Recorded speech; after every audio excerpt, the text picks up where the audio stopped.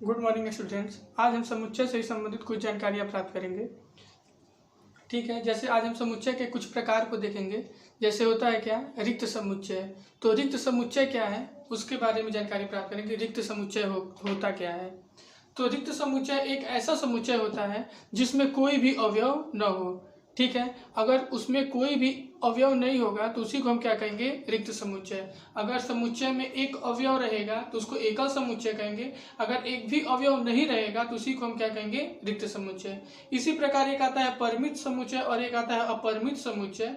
तो परिमित समुच्चय क्या है, अपरिमित समुच्चय है, उसके भी बारे में हम पढ़ेंगे। तो परिमित समुच्चय एक ऐसा समुच्चय है जिसमें अवयवों की संख्या निश्चित हो। ठीक है, जिसमें अवयवों की संख्या निश्चित होगा उसको परिमित समुच्चय कहेंगे, और जिसमें अवयवों की संख्या अनिश्चित होगा उसको हम क्या कहेंगे, अपरिमित समुच्चय कहेंगे।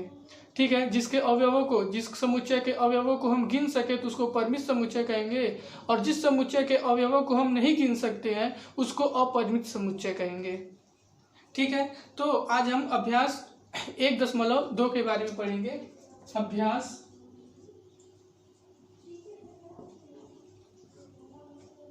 1.2। ठीक है, तो इसमें क्वेश्चन नंबर पहले में हमको बताना है क्या, कौन सा समुच्चय जो है वो रिक्त समुच्चय है। कौन समुच्चय रिक्त समुच्चय है उसी को हमको केवल पहचानना है और उसको अलग लिखना है। ठीक है, तो पहला क्वेश्चन दिया हुआ है क्या, 2 से भाज्य विषम प्राकृतिक संख्याओं का समुच्चय। पहला दिया हुआ है क्या, 2 से भाज्य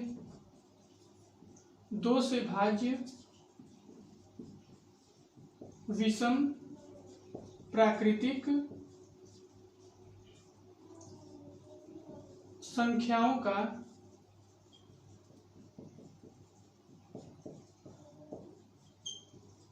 समुच्चय।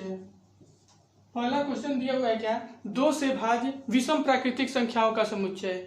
2 से भाज्य विषम प्राकृतिक संख्याओं का समुच्चय। तो अगर हम कोई भी संख्या, ठीक है, अगर कोई भी संख्या 2 से अगर भाज्य है, ठीक है, अगर कोई भी संख्या 2 से भाज्य यानी वो विभाजित हो जाए, तो अगर कोई भी संख्या 2 से भाज्य होगा तो वो सम संख्या होती है। कोई भी संख्या अगर 2 से विभाजित हो जाएगा तो वो सम संख्या हो जाएगा। लेकिन यहाँ से कह रहा है क्या कि 2 से भाज्य विषम प्राकृतिक संख्या, तो कोई भी ऐसी संख्या है ही नहीं जो 2 से विभाज्य हो जाए और वो विषम संख्या हो। कोई भी विषम संख्या होगी वो 2 से कभी भी विभाजित नहीं होती है। जो 2 से विभाजित होगा वो सम संख्या है। लेकिन यहाँ पे कह रहा है 2 से भाज्य विषम प्राकृतिक संख्या, तो कोई भी विषम संख्या जो होती है वो 2 से भाज्य नहीं होती है। ठीक है, जब कोई भी 2 से भाज्य विषम संख्या है ही नहीं तो ये क्या हो जाएगा, रिक्त समुच्चय, क्योंकि इसमें कोई अवयव आएगा ही नहीं। 2 से भाज्य कोई भी विषम संख्या आएगा ही नहीं। ठीक है, तो जब यहाँ पे समुच्चय बनाएंगे तो इस समुच्चय में कोई भी अवयव नहीं आएगा। जब इसमें कोई भी अवयव आएगा ही नहीं तो हम इसको क्या कह देंगे, रिक्त समुच्चय। तो केवल हमको बताना है कि रिक्त समुच्चय है कि नहीं। तो पहला जो है वो क्या होगा, इसमें कोई भी अवयव नहीं आएगा, इसलिए हम इसको क्या कह देंगे, रिक्त समुच्चय है। इसी प्रकार कह रहा है दूसरे में क्या, सम अभाज्य संख्याओं का समुच्चय। ठीक है, दूसरे क्वेश्चन में कह रहा है क्या, सम अभाज्य संख्याओं का समुच्चय। ठीक है, दूसरा कह रहा है क्या, सम अभाज्य संख्याओं का समुच्चय। ठीक है, तो कोई संख्या है ऐसी जो सम अभाज्य संख्या हो। ठीक है, तो इसमें दो एक ऐसा संख्या है जो सम अभाज्य है। 2 एक ऐसी संख्या है जो सम भी है और अभाज्य भी है। तो जब हम इसका समुच्चय बनाएंगे तो उसमें 2 आ जाएगा। ठीक है, क्योंकि 2 सम अभाज्य संख्याओं का समुच्चय है तो 2 जो है वो सम भी है और अभाज्य भी है। 2 जो है वो क्या है, सम भी है और अभाज्य भी है। तो अब इसमें जब समुच्चय बनाए तो इसमें एक अवयव आ गया है। ठीक है। जब हम इसका समुच्चय बनाए तो इसमें एक अवयव आ गया है 2, तो ये जो है वो 2 आ गया है, इसलिए ये एकल समुच्चय है, क्योंकि इसमें एक अवयव है। जब एक अवयव आ गया है तो ये एकल समुच्चय है, न कि रिक्त समुच्चय। अगर कोई अवयव नहीं आता तो रिक्त समुच्चय, लेकिन यहाँ पे अवयव आ गया है, तो जब एक अवयव आ गया है इसलिए ये एकल समुच्चय है। अगर वही नहीं आता तो वो रिक्त समुच्चय होता। इसी प्रकार अगला जो कह रहा है क्या, ठीक है, तीसरे में कह रहा है क्या, क्वेश्चन नंबर तीसरे में कह रहा है क्या, x such that x एक प्राकृतिक संख्या है, x एक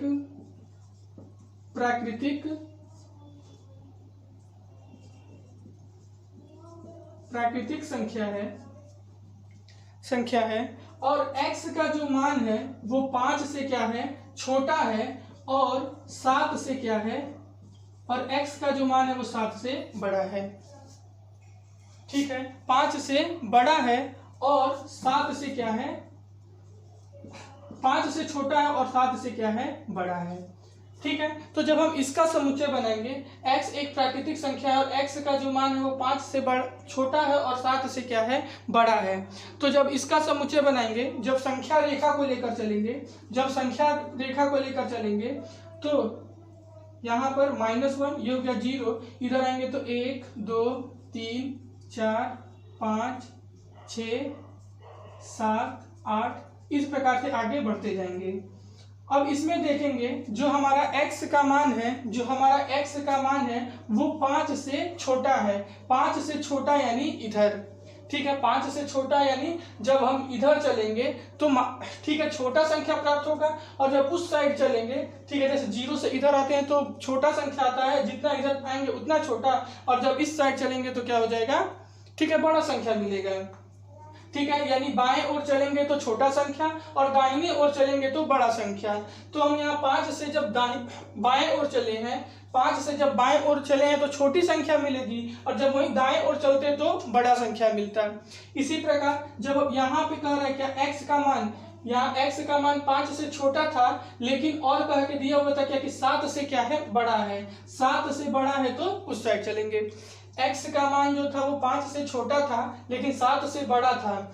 ठीक है, तो संख्या 7 से जब अधिक चलेंगे तो उधर बड़ी संख्या मिलेगी, और जब इधर आएंगे तो छोटी संख्या मिलेगी।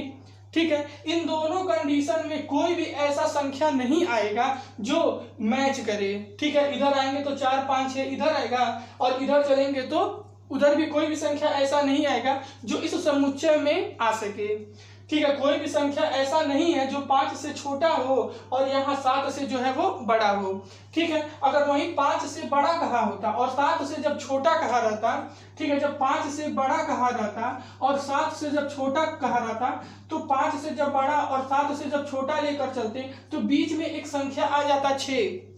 ठीक है, तो उसमें अवयव आ सकता था। अगर 5 से बड़ा कह रहा था और 7 से छोटा कह रहा था तब एक अवयव आ जाता 6, लेकिन यहाँ पे 5 से छोटा कह रहा है और 7 से बड़ा कह रहा है, तो इस कंडीशन में कोई भी संख्या नहीं आएगा। यानी ये भी जो है, जब एक भी अवयव नहीं आया, कोई भी संख्या नहीं आया, तो इसलिए जो तीसरा जो है वो भी क्या हो जाएगा, एक रिक्त समुच्चय का उदाहरण हो जाएगा। ठीक है, तीसरा भी जो है वो क्या हो जाएगा, एक रिक्त समुच्चय का क्या हो जाएगा, उदाहरण हो जाएगा। इसी प्रकार अगला दिया हुआ है क्या, y such that y किन्हीं दो समांतर रेखाओं का उभयनिष्ठ बिंदु।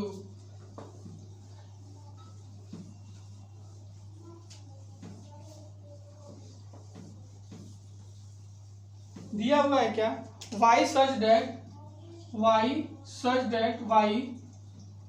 जो है वो क्या है, किन्हीं दो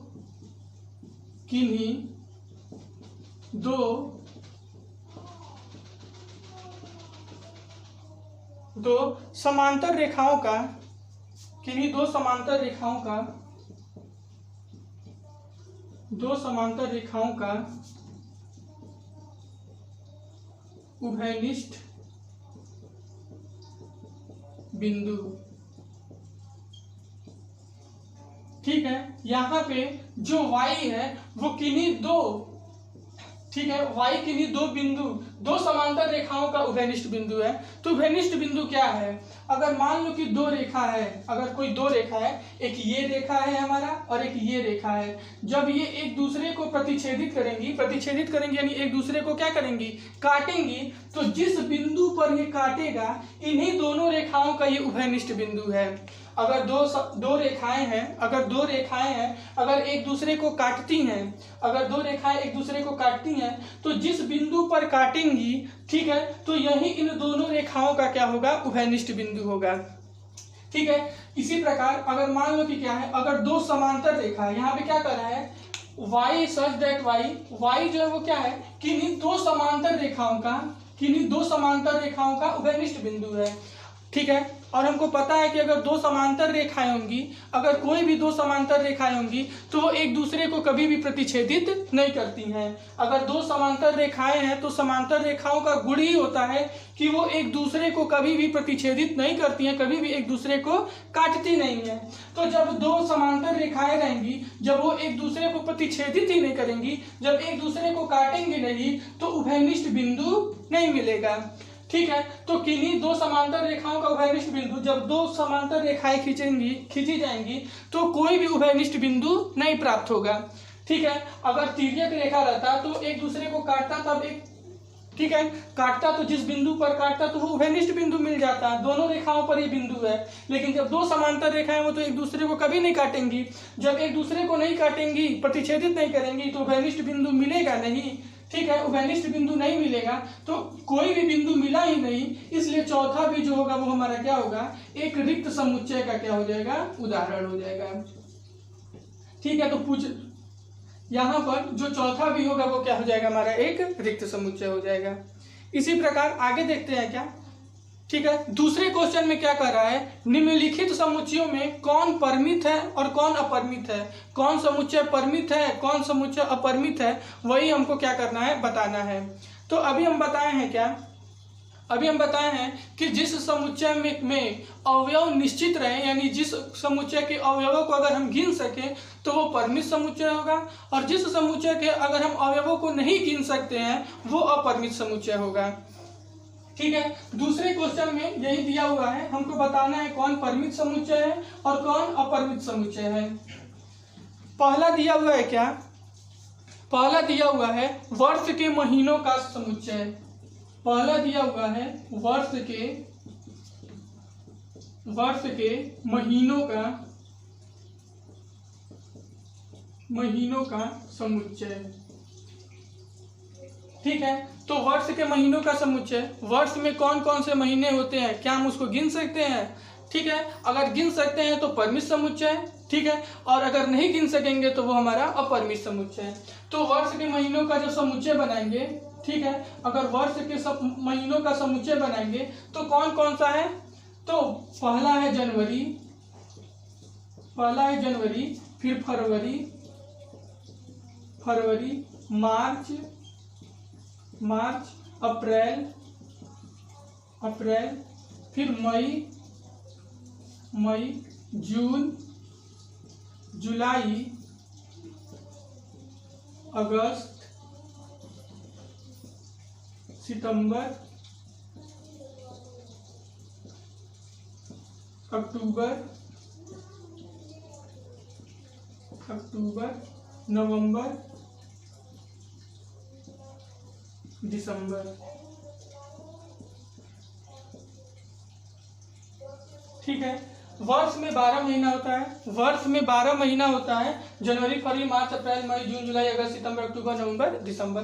ठीक है। तो यहाँ पे 12 अवयव, ठीक है, यहाँ पे 12 अवयव जो है वो क्या है? बिल्कुल निश्चित है। ठीक है। वर्ष में 12 महीना है, 12 महीना को हम आसानी से क्या कर सकते हैं? गिन सकते हैं। ठीक है। तो वर्ष में कौन कौन से 12 महीना है उसको हम आसानी से गिन सकते हैं। तो ये फिक्स है इसमें कि 12 महीना है, 13, 14 कभी भी, ठीक है, ऐसा कभी नहीं हुआ है कि इस महीने में 12 है तो अगले में 13 हो जाए, चाहे अगले में कुछ और हो जाए। 12 है तो 12 एकदम बिल्कुल फिक्स है, यानी बिल्कुल निश्चित है। ठीक है। तो इसमें अवयवों की संख्या निश्चित है, इसलिए हम ये जो होगा वो क्या होगा? एक वर्ष के महीनों का समुच्चय। तो हमको बताना है कि परिमित है कि अपरिमित, तो इसमें अवयवों की संख्या निश्चित है, इसलिए ये जो होगा हमारा क्या होगा? एक परिमित समुच्चय होगा। ठीक है, कैसा समुच्चय होगा? तो परिमित समुच्चय हो जाएगा, परिमित समुच्चय। हमको केवल बताना है क्या परिमित है कि अपरिमित है, हमको ये समुच्चय बनाकर दिखाना नहीं है, हमको बताना है कि ठीक है परिमित है कि नहीं। तो इसमें अवयवों की संख्या निश्चित था, इसलिए हमारा क्या हो गया था? परिमित समुच्चय हो गया था। इसी प्रकार अगला दिया हुआ है क्या? 1 2 3। दूसरे में दिया हुआ है क्या? समुच्चय दिया हुआ है 1 2 3, फिर उसके बाद डॉट डॉट डॉट लगा दिया है।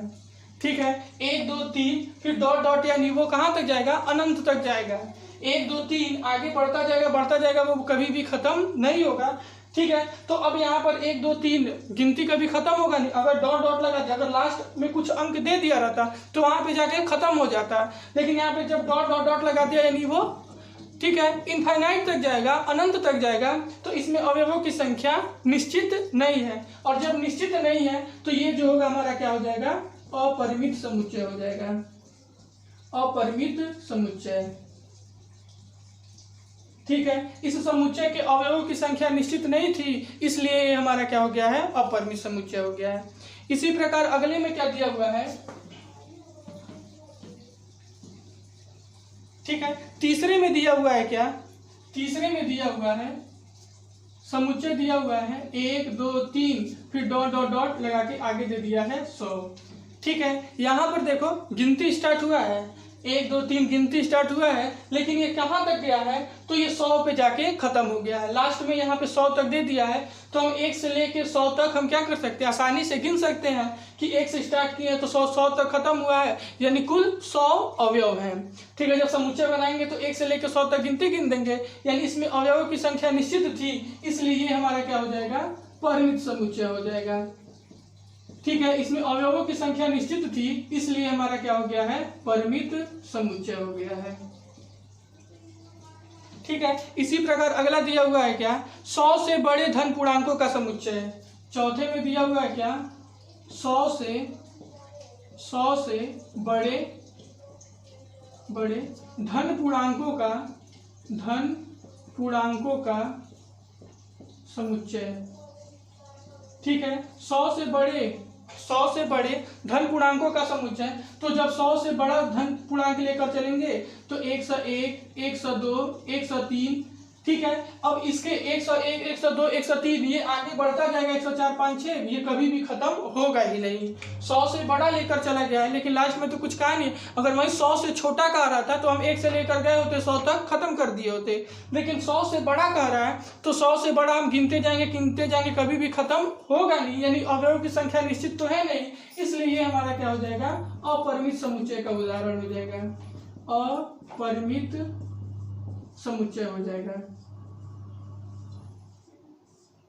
ये हमारा अपरिमित समुच्चय हो जाएगा। इसी प्रकार आगे दिया हुआ है क्या? 99 से छोटे अभाज्य संख्याओं, अभाज्य पूर्णांकों का समुच्चय, यानी 99 से कौन छोटा अभाज्य पूर्णांक है उसका समुच्चय बनाना है।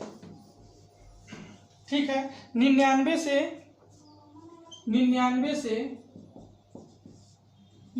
से छोटे अभाज्य पूर्णांकों का समुच्चय, छोटे अभाज्य पूर्णांकों का समुच्चय।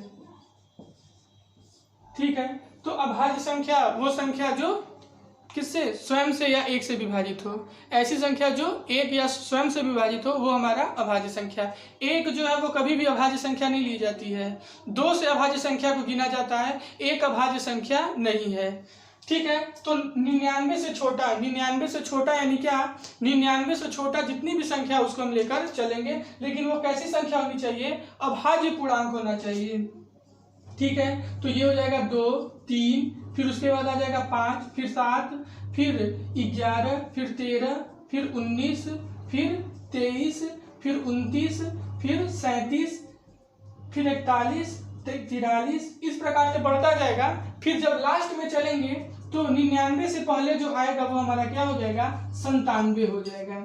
ठीक है, इसी प्रकार 2 4 6, ठीक है, जो अभाज्य है 2 3 5 7 11 13, इस प्रकार से जब आगे बढ़ते जाएंगे तो ये 99 पे 97 पर क्या हो जाएगा? खत्म हो जाएगा। 99 से छोटा लेना था, तो यहाँ पे जितने भी अवयव हम उसको आसानी से क्या कर सकते हैं? 99 से पहले जितना है उसको हम आसानी से क्या कर सकते हैं, गिन सकते हैं। तो अवयवों की संख्या निश्चित था, ठीक है, तो यहाँ पे अवयवों की संख्या निश्चित था, इसलिए ये हमारा क्या हो जाएगा, ये हमारा क्या हो जाएगा, अवयवों की संख्या निश्चित है, इसलिए ये हमारा क्या हो जाएगा, परिमित समुच्चय हो जाएगा, परिमित समुच्चय। क्योंकि इसमें अवयवों को हम आसानी से क्या कर सकते हैं, गिन सकते हैं, और जब अवयवों को आसानी से गिन सकते हैं तो हमारा परिमित समुच्चय हो जाएगा। इसी प्रकार आगे देखते हैं,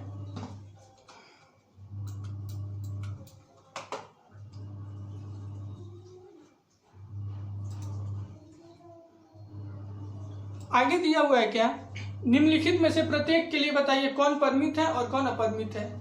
ठीक है, समुच्चय दिया हुआ है और वहां पे हमको परिमित और अपरिमित दिखाना है। कह रहा है तीसरे के पहले क्वेश्चन में x के समांतर रेखाओं का, x अक्ष के समांतर रेखाओं का समुच्चय।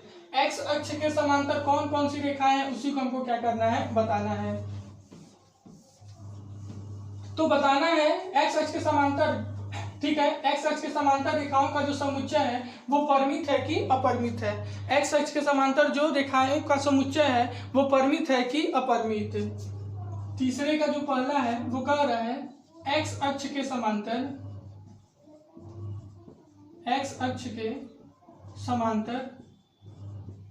रेखाओं का समुच्चय। x अक्ष के समांतर रेखाओं का समुच्चय, ठीक है, ये हमारा क्या है, x एक्सिस है और ये हमारा y एक्सिस है। तो ये हमारा x एक्सिस है, इस x अक्ष के समांतर कितना समांतर रेखा खींचा जा सकता है उसी का समुच्चय हमको लेकर चलना है। ठीक है, ये हमारा x अक्ष है, इस x अक्ष के समांतर हम क्या कर सकते हैं, जितना चाहें, ये x अक्ष है, इसी के समांतर हम जितना चाहें उतना रेखा खींच सकते हैं। इस रेखाओं को हम कभी भी गिन नहीं सकते हैं, खींचते जाओ ये कभी भी खत्म होगा ही नहीं। यानी x अक्ष के समांतर अनगिनत समांतर रेखाओं को क्या किया जा सकता है, खींचा जा सकता है। x अक्ष के समांतर अनगिनत यानी इनफाइनाइट, ठीक है, यानी अनंत संख्या रेखाओं को खींचा जा सकता है। यानी यहाँ पे रेखाओं की संख्या निश्चित नहीं है, इसलिए ये हमारा जो होगा वो क्या हो जाएगा, अपरिमित समुच्चय हो जाएगा, अपरिमित समुच्चय का उदाहरण है। इसी प्रकार आगे कह रहा है क्या, अंग्रेजी वर्णमाला के अक्षरों का समुच्चय। दूसरा जो है अंग्रेजी वर्णमाला के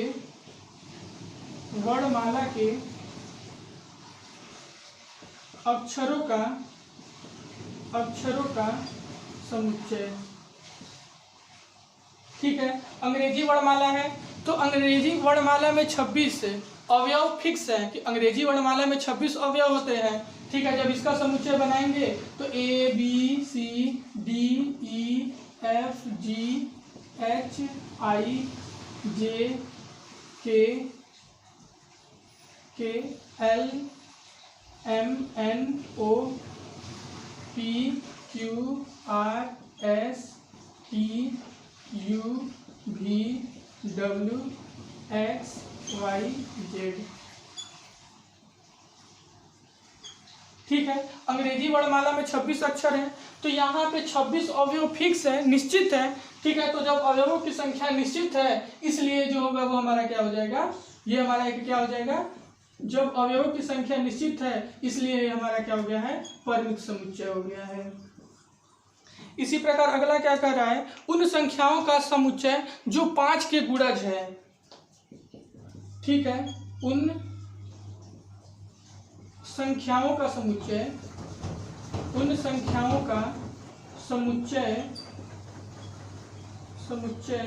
जो 5 के गुणज हैं। उन संख्याओं का समुच्चय जो 5 के क्या है, गुणज है। तो 5 के गुणज संख्या जब का समुच्चय बनाएंगे तो यहाँ पे आ जाएगा 5, 10, 15, 20, 25, 30, 35, ठीक है, 5 5 जोड़ते जाओ वो कभी भी खत्म नहीं होगा।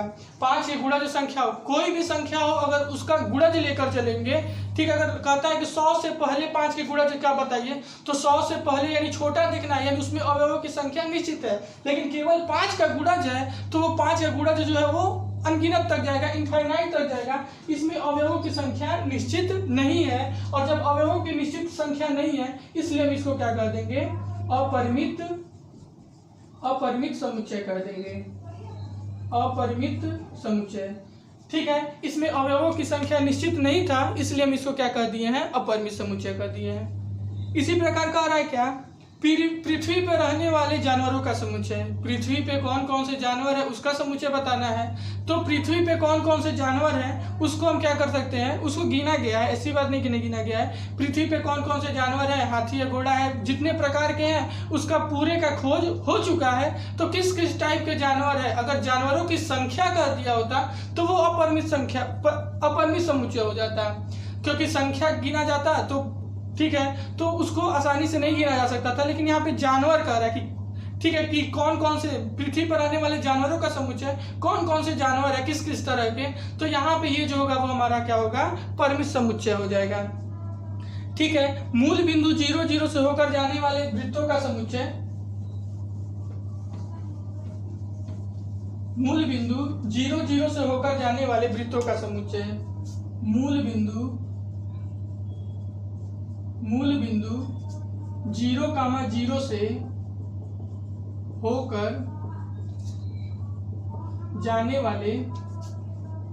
जाने वाले वृत्तों का समुच्चय। ठीक है, मूल बिंदु यानी जहां पर x अक्ष और y अक्ष एक दूसरे को काटता है वही हमारा क्या है, मूल बिंदु है। ठीक है, यहाँ पर ये x एक्सिस y एक्सिस एक दूसरे को जहाँ पे काटा है ये हमारा मूल बिंदु है। तो इस मूल बिंदु से कितना वृत्त खींचा जा सकता है, तो इस मूल बिंदु से हम क्या कर सकते हैं, बहुत सारे वृत्तों को क्या कर सकते हैं, खींच सकते हैं। इस मूल बिंदु से होकर जाने वाले वृत्तों की संख्या हम बहुत तरीके का हम वृत्त खींच सकते हैं। मूल बिंदु से होकर जाने वाले वृत्तों की संख्या अनगिनत, हम इस मूल बिंदु से होकर जाने वाले वृत्तों की संख्या बहुत सारे वृत्त खींच सकते हैं। और जब यहाँ पे वृत्तों की संख्या निश्चित है ही नहीं तो ये भी जो होगा हमारा क्या हो जाएगा, एक अपरिमित समुच्चय हो जाएगा, क्योंकि यहाँ पे वृत्तों की संख्या जो है वो हमारी निश्चित नहीं है। और जब वृत्तों की संख्या निश्चित नहीं है इसलिए हम ये क्या हो जाएगा, ये जो हमारा क्या हो जाएगा, एक अपरिमित समुच्चय हो जाएगा, अपरिमित समुच्चय। ठीक है, मूल बिंदु से होकर जाने वाले वृत्तों की संख्या, तो इसमें बहुत सारे वृत्तों को खींचा जा सकता है इसलिए हमारा क्या हो गया, अपरिमित समुच्चय हो गया है। ठीक है, इसी प्रकार चौथे क्वेश्चन में दिया हुआ है क्या, चौथे क्वेश्चन में दिया हुआ है बताना है क्या कि ये पहला समुच्चय है वो दूसरे समुच्चय के बराबर है कि नहीं। पहला समुच्चय है दूसरे समुच्चय के बराबर है कि नहीं, वही हमको केवल क्या करना है, बताना है। तो दो समुच्चय बराबर कब होगा, जब दोनों समुच्चय में अवयवों की संख्या बराबर हो, दोनों समुच्चय में अवयवों की संख्या बराबर हो और अवयव भी क्या होने चाहिए, समान होने चाहिए। अवयवों की संख्या अगर पहले समुच्चय में 4 अवयव हैं तो दूसरे में भी 4 होने चाहिए। अगर पहले में ABCD आ रहा है तो दूसरे में भी ABCD ही आना चाहिए। उसके अलावा ना तो अधिक होना चाहिए ना ही कम होना चाहिए, और अवयव भी समान होना चाहिए, यानी जो जो अवयव पहले समुच्चय में है वही अवयव दूसरे समुच्चय में भी होना ही चाहिए। जैसे यहाँ पर देखते हैं, ठीक है, चौथे क्वेश्चन में देखना है, बताना है कि समुच्चय A और B दोनों आपस में बराबर है कि नहीं। ठीक है, तो हम बता रहे हैं, दिया हुआ है, बताना है कि बराबर है कि नहीं। दो समुच्चय दिया हुआ है, पहला A दिया हुआ है क्या, A दिया हुआ है, समुच्चय पहला समुच्चय दिया हुआ है ABCD, ABCD, और दूसरा दिया हुआ है क्या, दूसरा दिया हुआ है DCBA,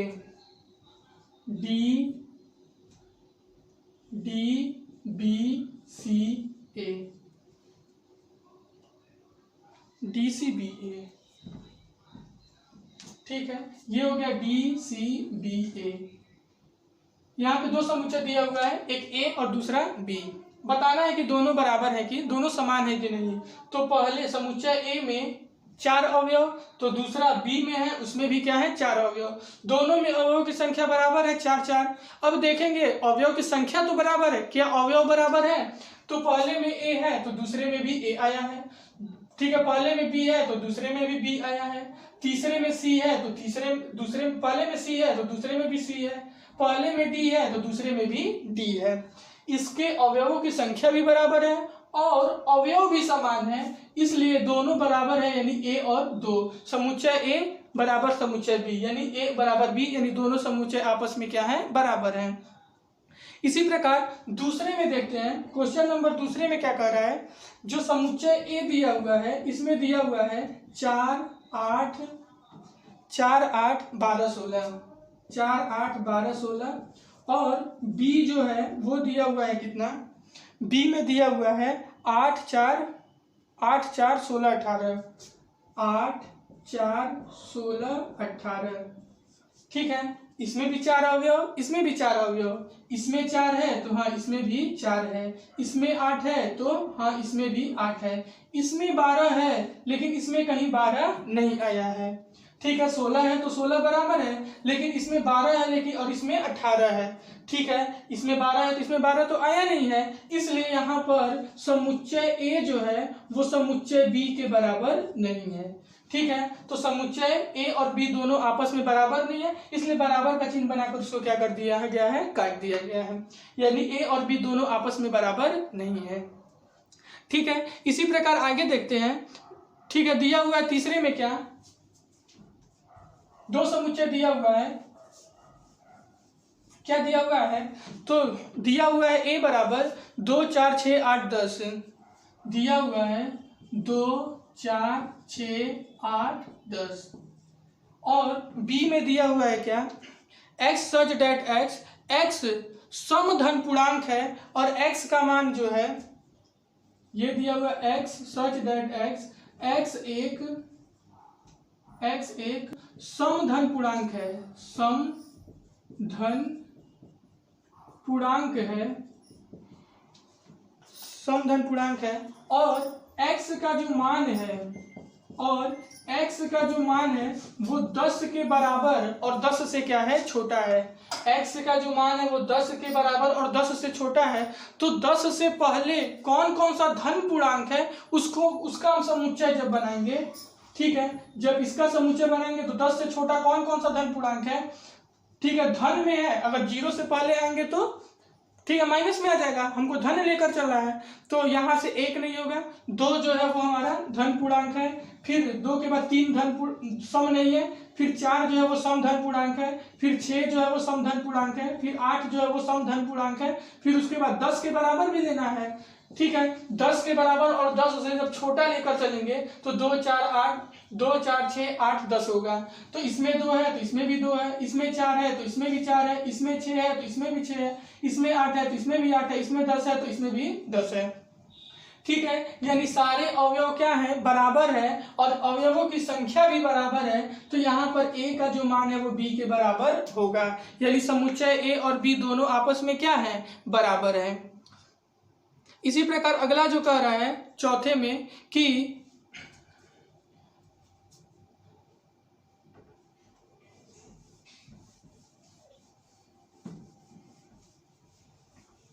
चौथे में दिया हुआ है ए, कह रहा है x सच डेट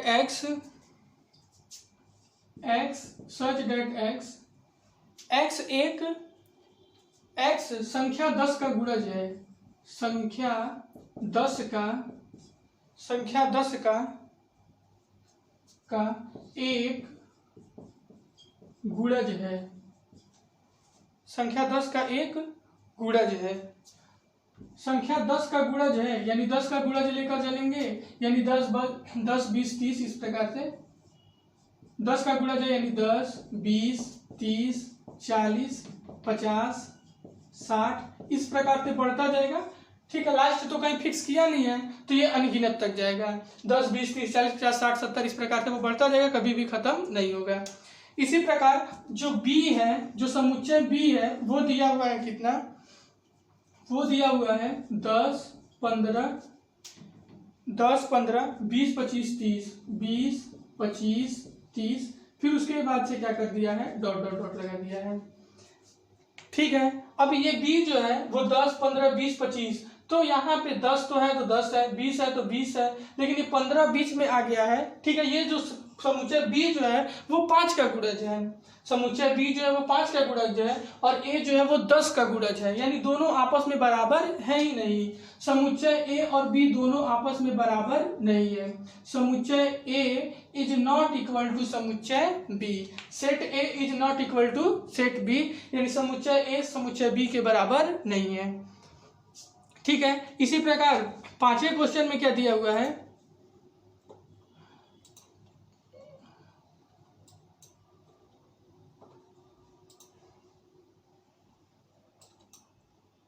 चौथा ये था, पांचवें में दिया हुआ है क्या, इसमें बताना है क्या निम्नलिखित समुच्चय युग्म समान है, यानी इसमें भी बताना है कौन कौन समुच्चय समान है, कौन कौन सा युग्म जो है वो समान है, उसी को कारण सहित स्पष्ट करना है, यानी कारण सहित बताना है। पांचवें में दिया हुआ है क्या, पांचवें के पहले में दिया हुआ है a बराबर दिया हुआ है कितना, 2, 3, a बराबर दिया हुआ है कितना, 2, 3। इसी प्रकार b बराबर दिया हुआ है कितना, b बराबर कर रहा है x सच दैट x समीकरण, x जो है वो क्या है, समीकरण x square plus 5x plus 6 बराबर 0 का एक हल है, ठीक है। इस समीकरण का हल है, x जो है वो इस समीकरण का हल है, तो समीकरण दिया हुआ है x square plus 5x plus 6 बराबर 0, तो इस समीकरण को हल करें, और हल करने पर 2 और 3 आता है, अगर आता है तो समीकरण का हल है, अगर नहीं है तो वो दोनों समुच्चय बराबर नहीं है। ठीक है, तो इसको हल करते हैं, तो 6 को ऐसा तोड़े कि क्या आ जाए, 5 आ जाए, 6 को तोड़े कि 5 आ जाए, तो 3 दूना 6 और 3 और 2 को जोड़ेंगे तो 5, तो x स्क्वायर है तो x स्क्वायर, इसको चाहे तो 3x प्लस 2x प्लस 6 बराबर 0 है तो 0, फिर 3 और 2 को जोड़ेंगे तो 5x आ जाएगा। इन दोनों में से x को कॉमन ले ले तो ये हो जाएगा x प्लस 3, इन दोनों में से 2 को कॉमन ले ले तो ये भी हो जाएगा x प्लस 3 बराबर 0 है तो 0, या एक ब्रैकेट में हो जाएगा x प्लस 3 और दूसरे में हो जाएगा x प्लस 2। ठीक है, अब इसको हल करें एक बार, जब x प्लस 3 इक्वल टू 0 तो x बराबर आ जाएगा -3।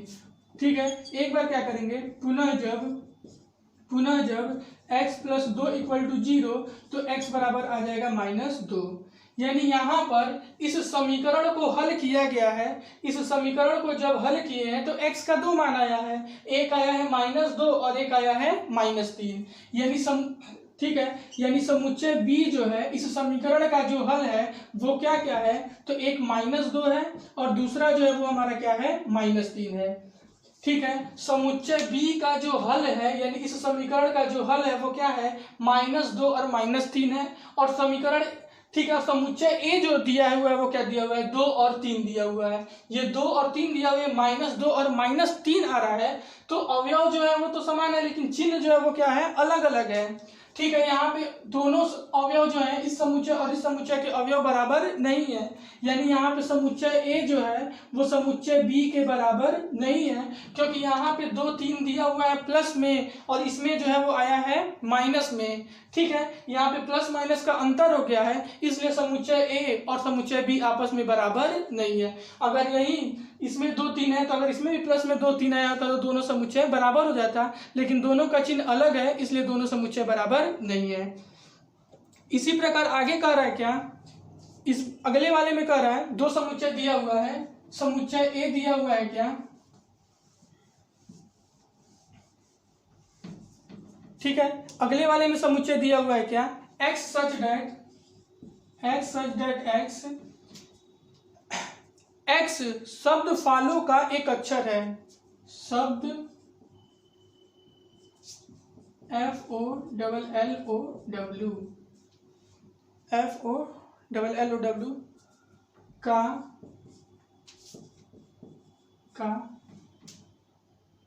एक अक्षर है, तो हम बताए थे अगर शब्द के रूप में दिया रहेगा तो जब समुच्चय बनाते थे तो क्या करते थे, तो F है तो F लिख लेंगे, O है तो O लिख लेंगे, फिर L है तो L लिख लेंगे।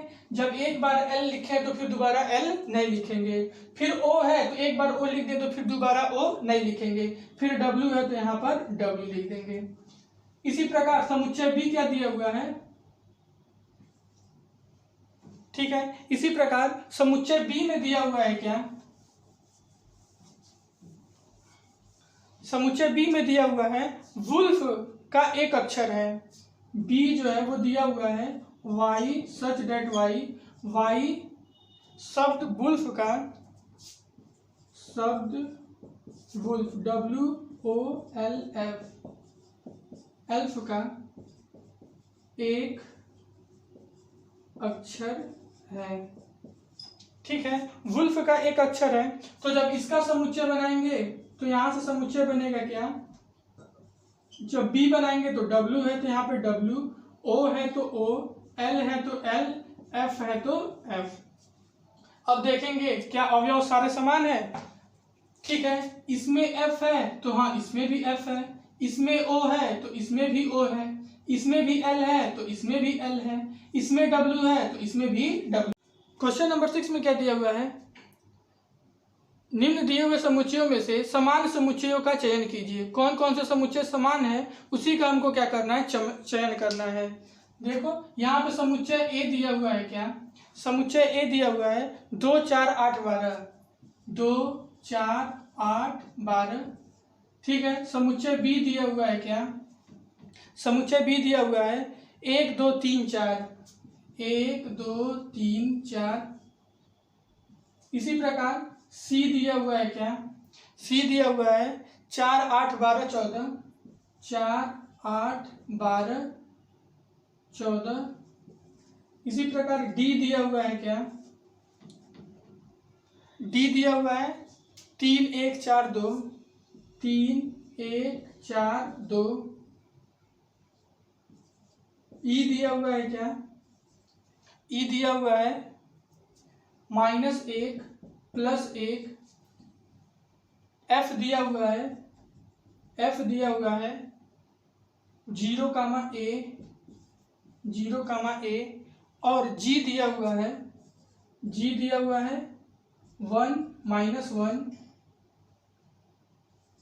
ठीक है 1 -1 और H दिया हुआ है 0, 1।